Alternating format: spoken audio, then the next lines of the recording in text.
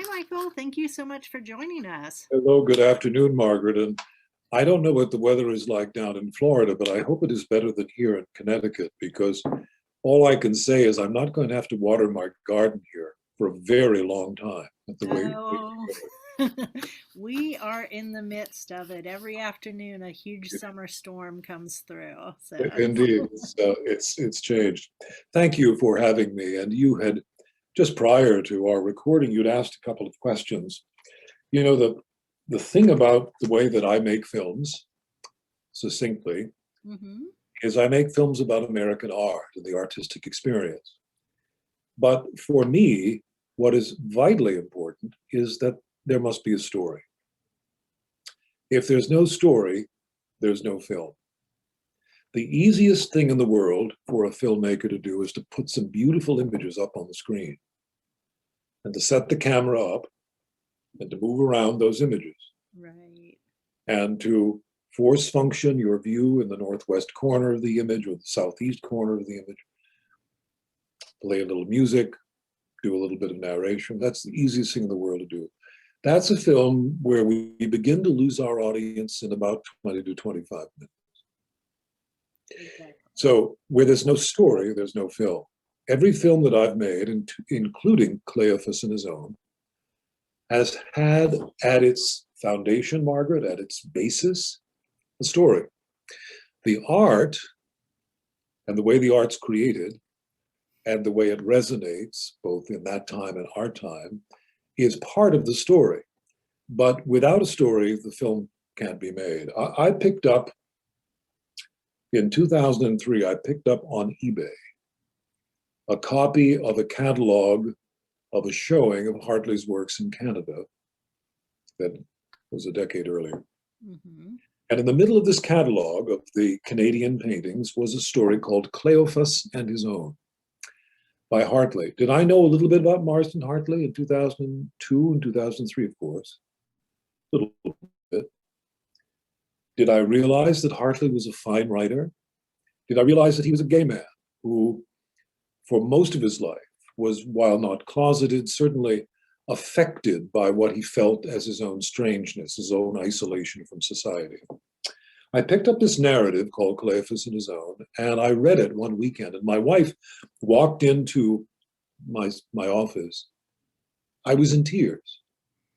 And she said, "What's wrong?" And I said, "I've just read the most intensely, incredibly moving story by the painter Marston Hartley. I had no idea of the depth of his narrative technique." And I turned to her because we own a record company. "I'm going to make a voice recording of this." And within a month, we had gone to our studio. We made a voice recording. 2 months later, we released it. And it Michael, sold. if I can interrupt, if you can just let people know how long this poem actually is. Well, as a film, it's 2 hours and 27 minutes. Yes. In terms of the number of pages of the narrative, I don't know that. But Okay. what's important was we recorded it. The Phillips Gallery in Washington asked me to come down and do a reading at the Phillips Gallery. We went down. After the reading, Terry and I were back in a taxi headed to our hotel.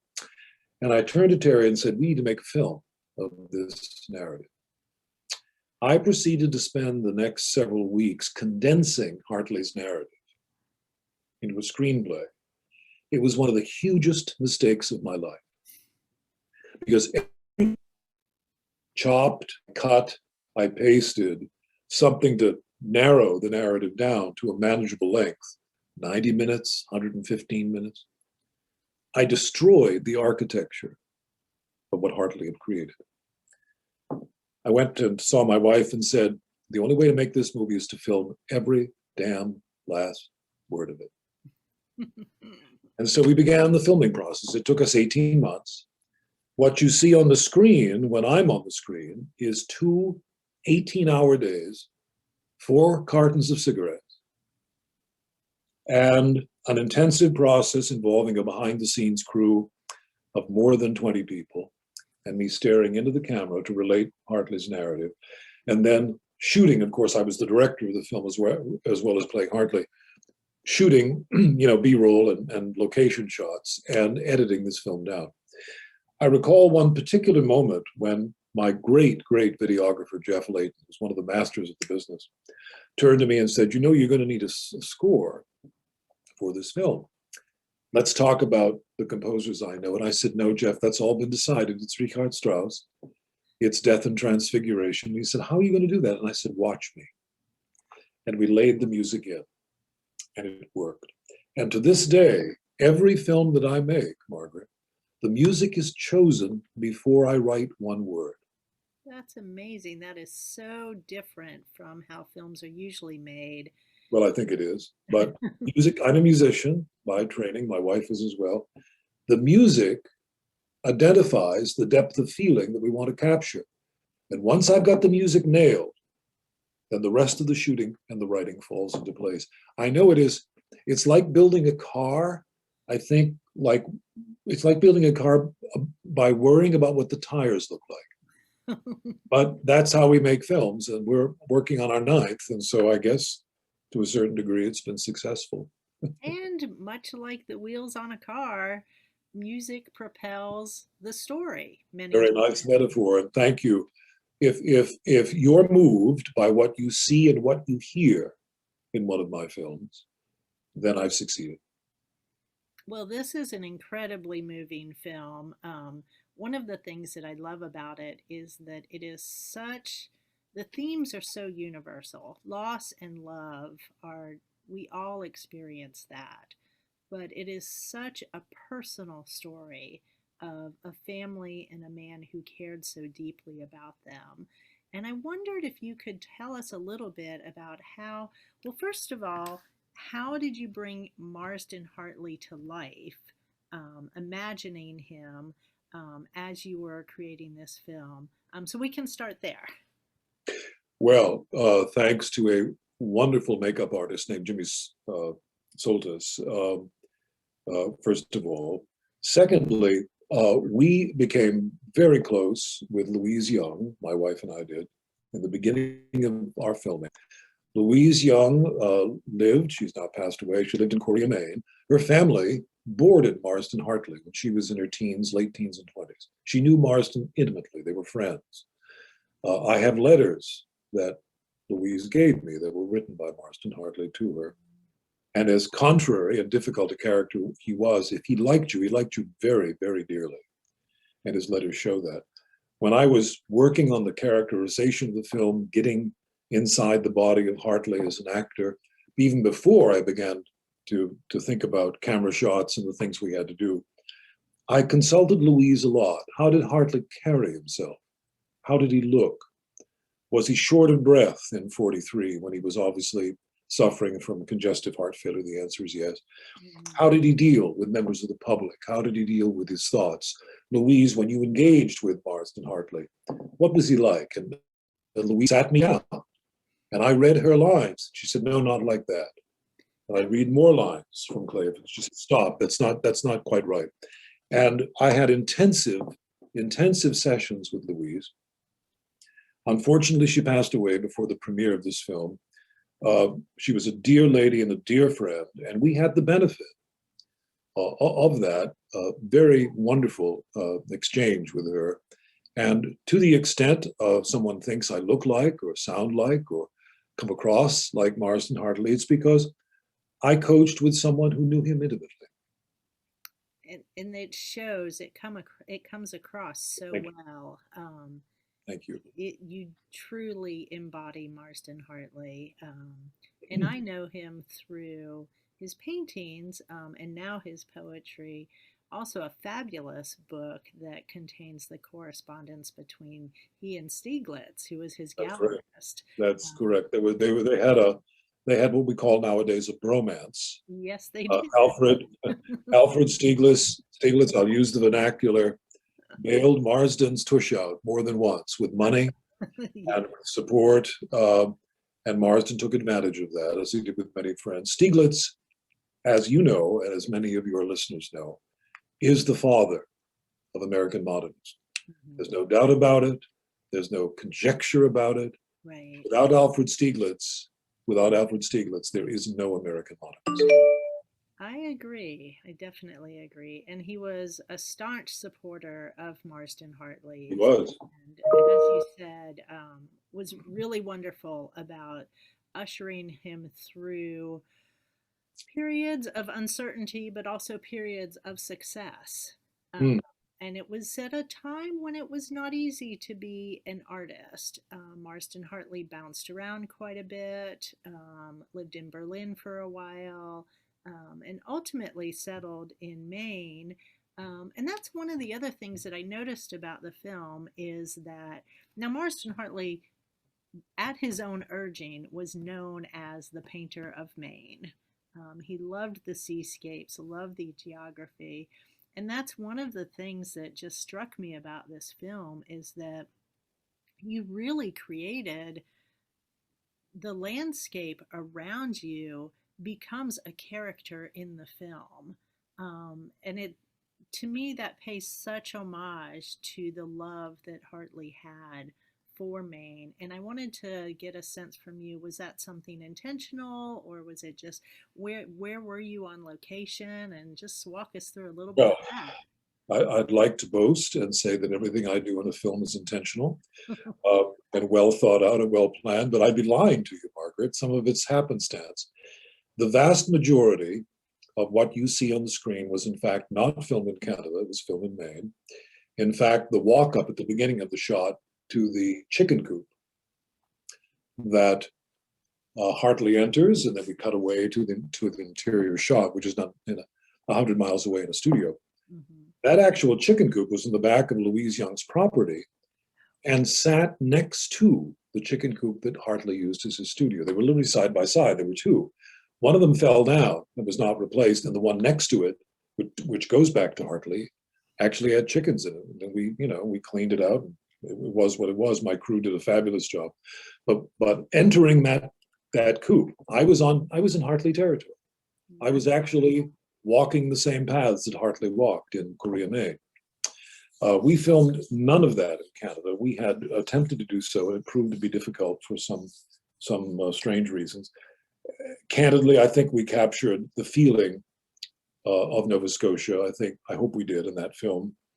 But what's really important is that the space that I was occupying as I walked to and fro, the very exterior shots, that captures Maine. A thought about Hartley as a Maine painter. Hartley wanted to be thought of as the Maine painter. Mm-hmm. He had a very friendly, open relationship with John Marin. To my mind, John Marin is the painter of Maine. Hartley is the painter of the human soul, and that's different.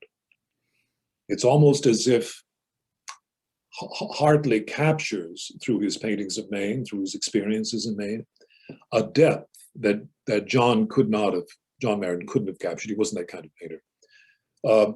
For pure detail about the way Maine looks and how it feels, and how it smells, the ocean smells, and the lie of the sea against the land, John Marin is the Maine painter.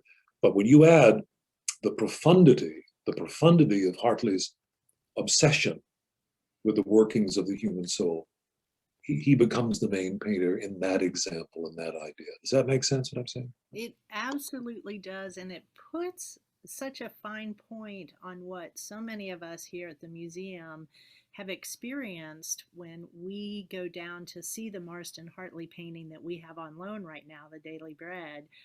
We just, Wonderful painting. oh my gosh, to a person, every staff member has gone down there to look at it and just revel in how it is so alive and how it is so evocative of what it's depicting, which is a flock of seagulls hovering over a dead fish.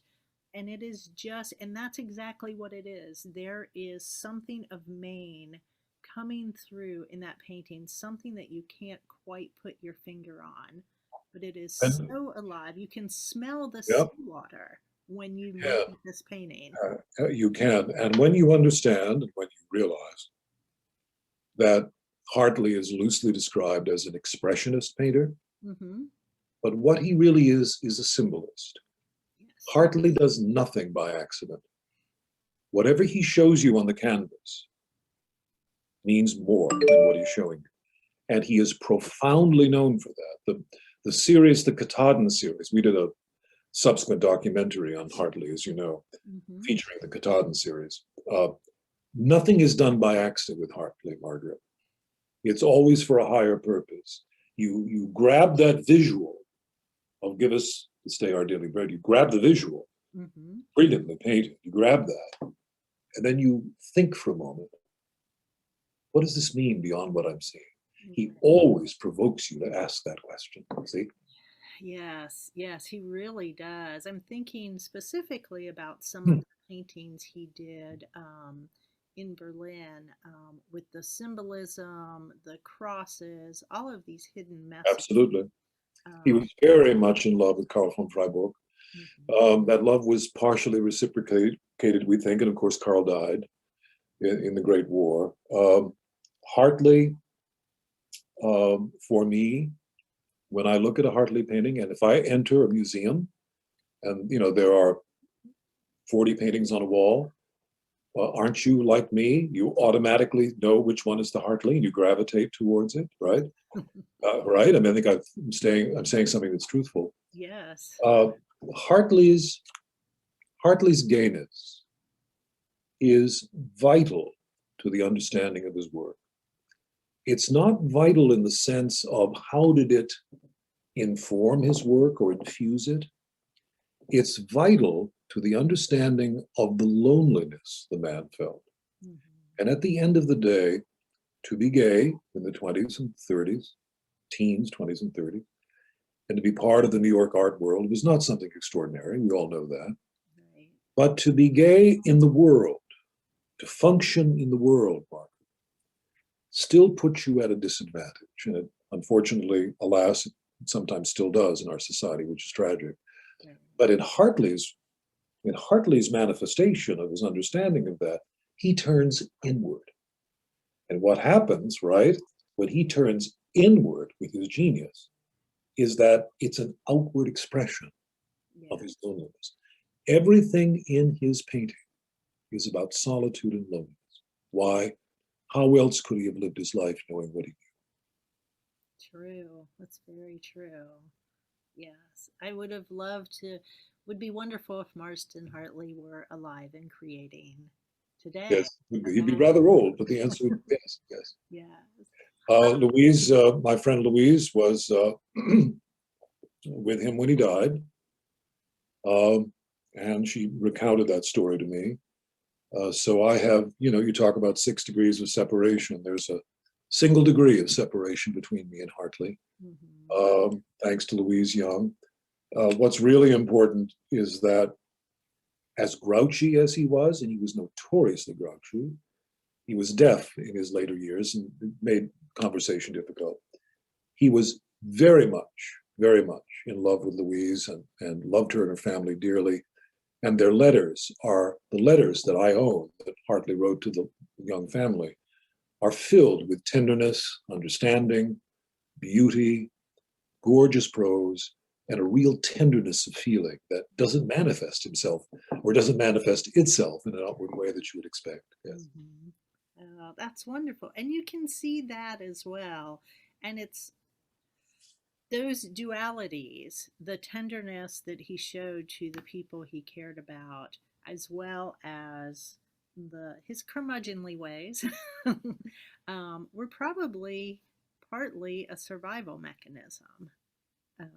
But he was certainly, his tenderness does come shining through in so many of his poems. With the WPA job in 1933, he showed up for work one day, decided it wasn't for him, and never went back. He actually gave up the $23.46 willing to pay him at a time when he needed it. He wouldn't join anything. He had trouble joining the human race, Margaret. Yes. Except through his painting. Right. Yes. And then it's so full of joy. So many of them are full of joy and life and exuberance. And color. Color and the use of color. I wish I actually had some. People will see them in the film, and then everyone can certainly come to the museum and see the one that we have here. Oh yes, that's a wonderful painting, indeed. So, Michael, I wanted to say thank you again so much. I know it's hard to pull away from a film shoot, and I'm really glad you did that. I'm so excited that we're able to I share. have a crew of 100 feet in that direction in the studio waiting for me to come back.